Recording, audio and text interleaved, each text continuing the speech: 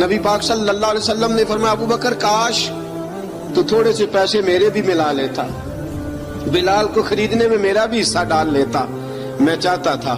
ابو بکر پھر روئے، کہا یا رسول اللہ میرے پیسے کس کے ہیں؟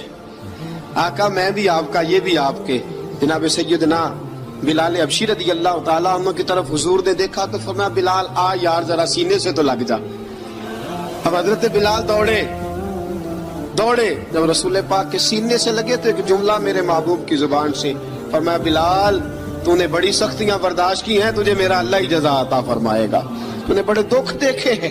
اب سیدنا بلال تڑپے، رسول پاک صلی اللہ تعالی علیہ وسلم بھی روئے۔